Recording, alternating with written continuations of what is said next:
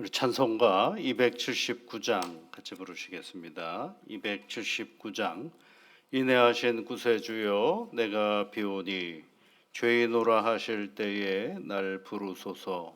279장 찬송입니다. 인내하신 구세주여 내가 비오니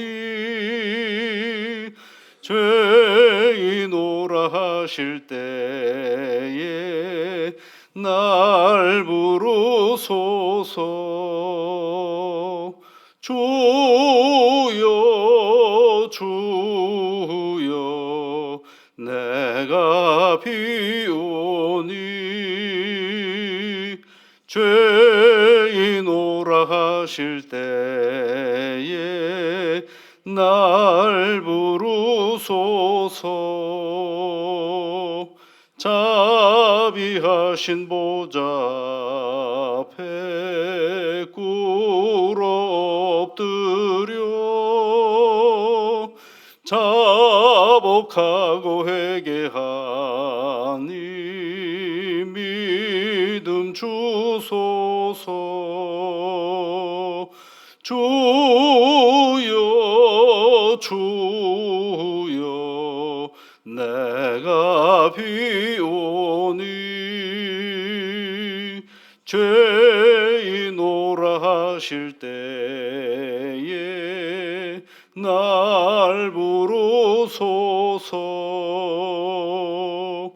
주의 공로 의지하여 주께 가오니 상한 마음을 고치시고 구원하소서. 주여 주여 내가 비오니 죄인오라 하실 때에 날 부르소서.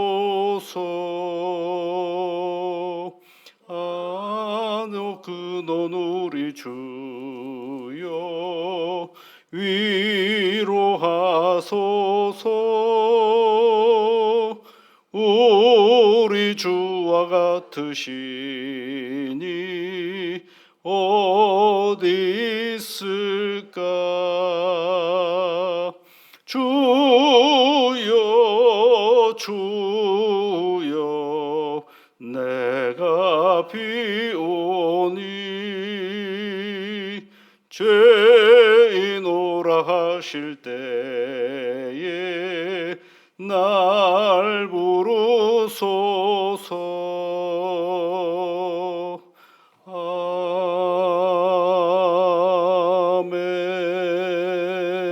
아멘. 거룩하신 아버지 하나님, 하나님의 은혜 가운데 오늘도 저희들이 새날을 맞이하게 되었음을 감사드립니다.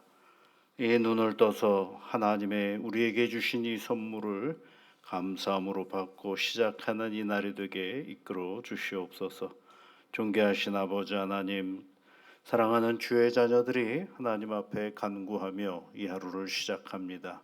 길이 되어 주시고 능력이 되어 주시사 앞서 한 걸음 한 걸음 나아갈 때마다 이미 우리에게 베풀어 놓아 주신 하나님의 은혜를 보고 경험하고 살아가는 오늘이 되게 도와 주시옵소서. 하나님 아버지, 우리에게 건강한 몸, 이 몸을 허락하여 주셔서 감사를 드립니다. 하나님의 은혜 안에서 이 몸이 건강하게 오늘을 살아갈 수 있도록 지혜와 능력으로 함께하여 주옵소서.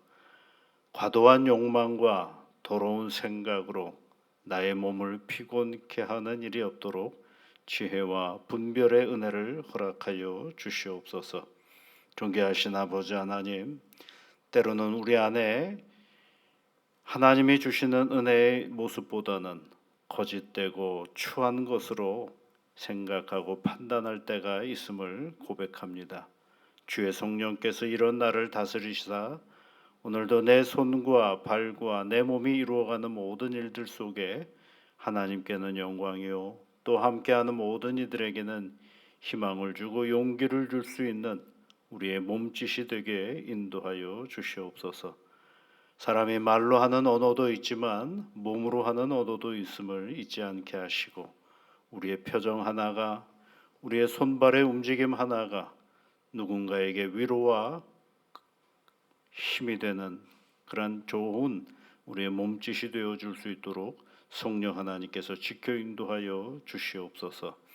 거룩하신 아버지 하나님, 오늘도 우리가 음식을 먹을 터인데 그 음식이 잘 소화되어서 우리 힘의 에너지가 되게 하시고 그것으로 나를 기쁘게 할 뿐만 아니라 함께하는 모든 이들을 위로와 힘을 주는 우리의 음식이 되어 줄 수 있도록 성령 하나님께서 함께하여 주옵소서.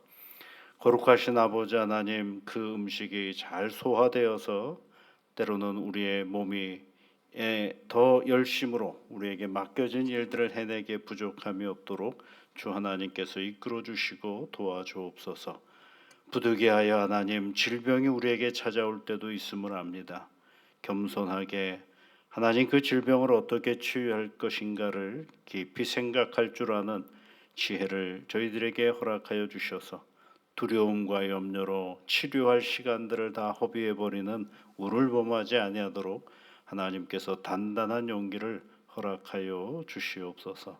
존귀하신 아버지 하나님, 하나님, 우리의 몸이 하나님의 거룩한 성전인 것을 잊어버리지 않게 하시고 우리 몸 안에 들어가는 모든 것들을 하나님께서 지배하시고 이끌어 주심으로 말미암아 하나님을 영화롭게 하는 우리의 오늘의 삶의 자리가 되게 도와주시옵소서.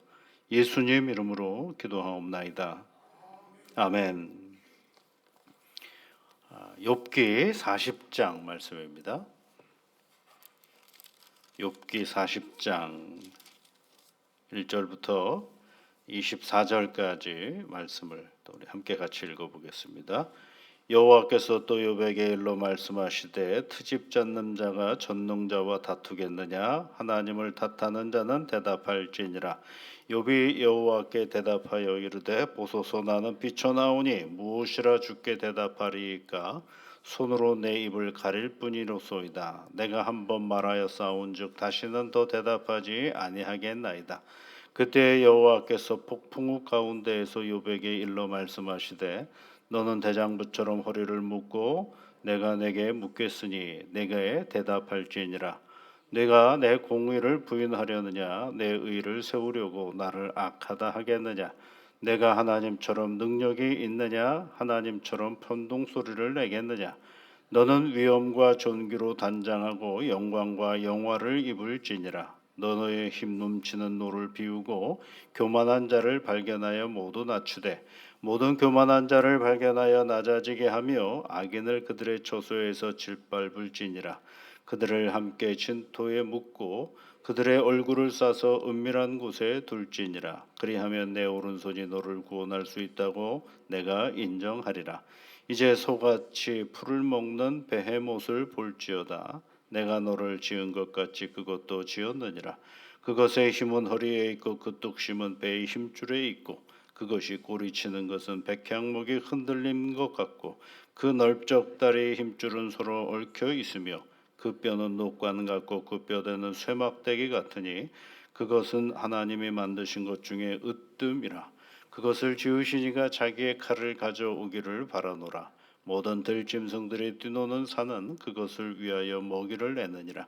그것이 연잎 아래에나 갈대 그늘에서나 늘 숲속에 엎드리니 연잎 그늘이 덮으며 시내버들이 그를 감싸는도다. 강물이 소용돌이 칠지라도 그것이 놀라지 않고 요단 강물이 쏟아져 그 입으로 들어가도 태연하니 그것이 눈을 뜨고 있을 때 누가 능히 잡을 수 있겠으며 갈고리로 그것의 코를 꿰 수 있겠느냐.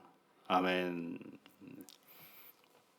40장, 41장이 이제 한 묶음이 38장과 39장이 한 묶음이듯이요. 이게 38장부터 이제 하나님께서 말씀하시죠.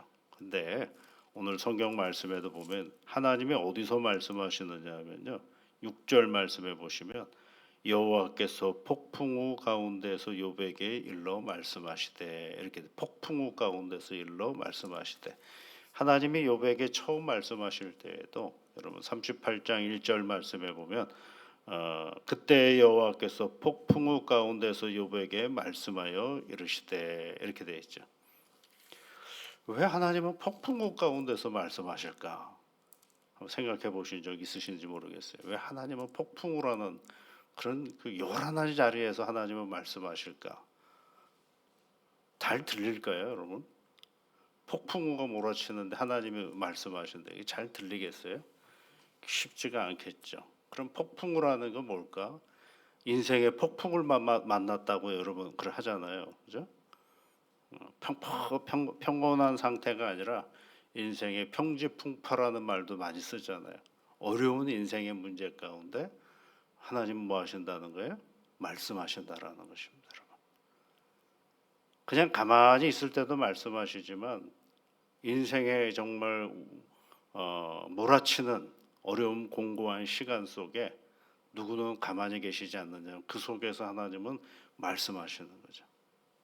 그렇다면 내 인생의 폭풍과도 같은 일이 어쩔 줄 몰라서 좌지우지하지 못하고 우왕좌왕하고 어쩔 줄 모르는 그 자리에서 뭘 들을 줄 있어야 되느냐 하면 하나님의 말씀을 들을 수 있는 기회가 거기에 있다라는 것입니다. 근데 우리는 그런 것 속에는 뭐가 없다라고 생각해요? 하나님의 음성이 없다라고 생각합니다. 이런 고요하고 아무 인생의 문제가 없을 때는 잠을 잘 주무시면 됩니다. 조용하면 어때요, 여러분? 잠이 잘 오지 않습니까? 말씀을 들어야지 하다가도 그냥 자버릴 때가 많습니다. 그런데 실제로 우리의 음성, 하나님의 음성을 들을 때는 내 인생에 정말 뒤집어지는 그 곤고한 시간 속에 하나님의 음성을 꼭 들으셔야 됩니다. 왜냐하면 성경을 보면 폭풍우 가운데 하나님이 말씀하신다라는 경우들이 참 많거든요. 아무 문제가 없다라고 할 때 그때는 그러면 아무 문제가 없는 거죠. 사실은 아무 문제가 없는 게 아니라 내가 그것을 인지하지 않는 경우들이 많죠. 그래서 38장과 39장은 인간이라는 존재에 뭐가 다가올 때냐면 무지 또는 알 수 없음에 대한 것들을 얘기해 주죠. 38장과 39장에서는 인간이 얼마나 무지한지, 안다라고 하는 것이 얼마나 작은 것이었는지를 하나님께서 욥을 통해 얘기하시죠. 그러면서 많은 짐승 얘기가 나오잖아요. 내 눈에 벗어난 어떤 생명의 상태들이 계속해서 유지되고 있다라는 것입니다. 자기 아는 것, 자기 보는 것, 자기가 생각하는 게 전부가 아니다라는 것을 말해주고 있는. 이 우주 안에 인간은 하나의 점과 같은 존재 아니겠어요? 그런데 그걸 뭘 안다고, 뭘 깨달았다라고 그러면서 살고 있느냐라는 것이 하나님께서 욥기를 39장과 38장에서 해주시는 말씀이죠. 그래서 여러분 진짜 우리가 잘 알아야 되는 게 뭔지 아십니까? 나는 아무것도 모르고 있구나라는 걸 아는 것이 지혜로운 겁니다. 조금 안다고 그게 전부인 것이냐, 침소봉대하고 그것이 전부인 것이냐, 그것이 확신인 것이냐 해봐야 다 무의미한 것들이에요. 정말 조심하고 알아야 될 건 내가 안다고 노력하는데 끊임없이 알아가는 건 뭐냐면 안다고 노력하는데 무지를 알아가는 거예요. 여기까지 알았다라고 생각해서 했는데 아직도 모르네라고 아는 거죠. 그것이 뭐예요? 우리 인생을 가장 겸손하게 만드는 거죠. 하나님 앞에 엎드릴 수밖에 없는 이유가 바로 거기에 있는 것입니다. 그것이 이제 38장과 39장에 있는 말씀이죠. 이제 40장과 41장에 있는 말씀은 다른 것이 아니라 인간이 얼마나 연약한지 그리고 무능한지를 말해주는 거죠. 얼마나 연약하고 무능한지를 말해주는 게 이제 40장과 41장에 있는 말씀이에요. 오늘도 폭풍우 가운데 욥에게 또 말씀하시죠. 그런데 욥을 뭐라고 부르시느냐 하면 이렇게 불러요. 2절 말씀에 보면 트집 잡는 자가 전능자와 다투겠느냐? 하나님을 탓하는 자는 대답할지니라 그랬어요. 욥을 향하여서 이렇게 얘기를 하시요. 트집 잡는 자라고 얘기하고 하나님과 다투는 자라고 얘기하고 하나님을 탓하는 자라고 얘기를 하는 거죠. 누굴 향해서? 욥을 향해서. 그러면서 뭐라고? 너 좀 대답 좀 해봐. 이제 내가 얘기할 테니까 대답 좀 해봐라라고 얘기를 해요. 그런데 여러분, 친구들 앞에서는 좀 얼마나 말을 잘했는지 몰라요. 친구가 이렇게 얘기하면은 친구가 한 반장 정도, 욥기에 반장 정도 얘기했다 그러면 욥은 막 두 장 정도의 답변을 할 때가 왕왕 있었죠. 그렇게 할 말이 많았습니다. 친구가 너는 얼른 빨리 하나님 앞에 죄를 고백해라라고, 내가 무슨 죄를 졌냐라고 막 호통치면서 했던 사람이 바로 욥이었습니다. 근데 그 욥이 하나님이 말씀하시니까 너 대답해봐라 그랬더니 뭐라 그래요? 오늘 여러분 4절 말씀해 보세요. 보소서 나는 비천하오니 무엇이라 주께 대답하리까? 손으로 내 입을 가릴 뿐이로소이다. 그러죠. 손으로 자기 입을 가린데 할 말이 없다라는 거예요. 내가 한 번 말하여 싸운즉 다시는 더 대답하지 않겠나이다라고 이야기하는 장면이 있어요. 그때 또 하나님께서 이제 폭풍우 가운데서 쭉 말씀을 하시죠. 그 핵심의 내용이 뭐냐면 8절이에요. 여러분. 하나님이 욥에게 해주시는 말씀에 네가 내 공의를 부인하겠느냐? 내 의를 세우려고 나를 악하다 하겠느냐? 네가 공의로운 사람이고 네가 하나님을 잘 믿는 의인이라는 걸 주장하려고 나를 악하다라고 얘기하느냐? 하나님 어떻게 그럴 수 있습니까? 하나님 내게 어떻게 그렇게 큰 고통을 주십니까? 라고 말할 수 있겠느냐라는 것을 얘기하는 거죠. 여러분, 우리는 무슨 문제를 만나면, 해결되지 않는 문제를 만나면 다 누구에게 맡겨요? 하나님 왜 나한테 이러십니까? 라고 말을 한다라는 것입니다. 트집 잡다, 다투다, 하나님 탓하다라는 이 표현 속에는요, 너의 의를 세우려고 나를 악하다 하느냐라고 질문하는 욥을 계속해서 하나님은 말씀하시고 있는 것입니다. 이건 뭘까요, 여러분? 자기가 가지고 있는 그 욥이 자기를 의롭다라고 했던 그 태도, 이런 것들은 다 어디서 나온 거냐면 욥이 가지고 있는 지성에서 온 것이거든요. 자기가 생각해 보니까, 내가 생각해 보니까 내가 그렇게 뭐 의롭다라고까지는 하지 않았는데 내가 정말 하나님 앞에 이 정도의 고난을 받을 만큼의 죄를 지은 존재인가? 더불어서 나보다 더 악한 인간들도 보니까 잘 먹고 잘 사는데 왜 그들은 괜찮은데 나는 이 고통을 당하고 있는가? 라는 수많은 질문들, 이게 뭐예요? 우리의 지성 속에서 나오는 질문이죠.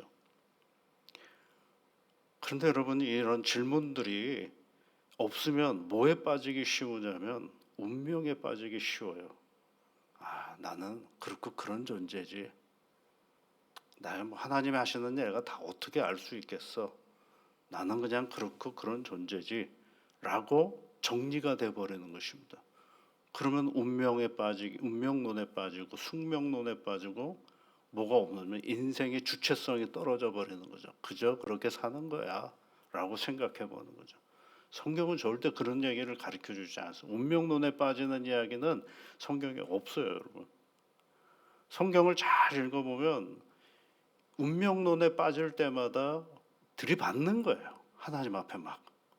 표현이 좀 그렇긴 하지만 하나님 앞에 계속 갔다 왜 이러십니까 도대체? 이게 뭡니까? 라고 얘기를 하는 거죠. 여러분, 제가 자주 말씀드리는 예가 있잖아요. 아브라함이 그 소돔과 고모라가 멸망할 때 하나님이 하시는 일이니까 아멘 하고 끝날 그런 상황 아니겠어요? 그런데 하나님 앞에 가서 또 들이받잖아요. 어떻게 의인이 있는 소돔 땅을 멸망시키려고 합니까? 라고 하는 거죠. 그 운명론으로부터 벗어나려고 하는 인간의 노력이 필요해요. 그러면 거기서 답을 찾느냐? 답을 찾지는 못해요. 거기서 답을 찾지는 못해요. 질문을 해놓는데 질문의 답을 찾을지를 못해요. 그런데 뭐는 알 수가 있느냐 하면 나와 대화하시는 하나님을 만날 수는 있어요. 그래서 아브라함과 하나님이 대화를 해놔서 아브라함이 얻고자 하는 대답을 얻었나요? 못 얻었어요. 그러나 뭘 얻었어요? 하나님과 대화하는 아브라함의 모습을 보게 되고 아브라함은 아브라함의 길로 가고 하나님은 하나님의 길로 갔다라고 성경에 이렇게 되어 있잖아요. 때로는 우리 인생 가운데 당하는 수많은 질문들은 운명론에 빠지지 않는 질문들이에요. 그러면서 우리는 보통 이 욥을 믿음의 사람이라고 얘기하지 않습니까? 어떻게 그게 믿음의 사람을 계속 하나님 앞에 들이받고 하나님도 얘기하시잖아요. 트집 잡았다, 다투었다, 전능 하나님을 탓했다라고 하나님께서도 얘기하시잖아요. 그런데 여러분 그 42장에 가보면 욥을 믿음의 사람이라고 하나님께서 네가 옳다라고 얘기하시죠.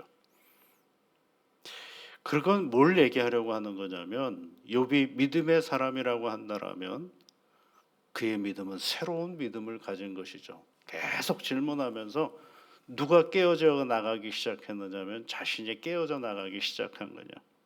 그의 믿음은 그냥 물려받은 신앙을 받아들이는 자가 아니라 계속 의문을 가지면서 하나님께 질문을 하는 거예요. 끊임없이 질문하는 가운데 그냥 믿고 들어가는 그런 사람이 아니라 자기 믿음을 두드리는 사람의 자리가 되는 거죠. 그래서 누가 희생을 당했느냐 하면 자기가 가지고 있는 지성, 자기가 가지고 있는 이성, 이게 다 희생이 당하고 그리고 나서 누구를 만나는 거예요? 하나님을 만나는 거죠. 그래서 기독교의 신앙은 이성이 없는 지성이 없는 신앙이 아니라 지성을 뛰어넘는 신앙이 기독교의 신앙이에요. 그래서 많은 의문이 있을 때 하나님으로부터 뛰쳐나갈 것이 아니라 하나님께로도 질문을 해야 누가 깨어져 나가는 거냐면 내가 전통적으로 알고 있던 내 신앙의 틀거리를 벗어서 새롭게 만나는 하나님의 은혜의 자리로 나가는 것이. 그래서 그것을 통해서 우리가 알게 되는 것입니다. 여러분 오늘 성경 말씀에 보면 10절 부분도 그 밑에 보면 15절 말씀에 보면 베헤못이라는 동물이 나와요. 그것을 나중에 이제 뭐 하마라고 얘기를 표현하는데 힘이 세잖아요. 힘이 셉니다. 그런데 그 힘센 그 동물도 누가 다스리느냐 하면 하나님이 다스리신다라는 이야기를 말씀해 주고 있는 것입니다. 여러분 우리가 인생을 계속 믿음 가운데 살아간다라는 것 어제 가지고 있던 내 믿음의 틀거리가 오늘도 깨진다라는 이 인식을 꼭 가지셔야 됩니다. 그거 붙잡고 내일을 살아갈 수가 없어요. 그래서 인생을 오래 산다라는 얘기, 믿음 안에서 인생을 오래 산다라는 얘기는 오늘의 내가 알고 있던 그 하나님보다 더 크신 하나님을 만나러 나가는 자리다라고 생각하며 사셔야만 오늘도 인생 가운데 찾아오시는 하나님의 능력을 보고 알게 되는 것입니다. 이런 믿음을 살아가는 복된 하루가 되시기를 주의 이름으로 축복합니다. 같이 기도하겠습니다. 하늘에 계신 우리 아버지의 이름을 거룩하게 하시며 아버지의 나라가 오게 하시며 아버지의 뜻이 하늘에서와 같이 땅에서도 이루어지게 하소서. 오늘 우리에게 일용할 양식을 주시고 우리가 우리에게 잘못한 사람을 용서하여 준 것 같이 우리 죄를 용서하여 주시고 우리를 시험에 빠지지 않게 하시고 악에서 구하소서. 나라와 권능과 영광이 영원히 아버지의 것입니다. 아멘.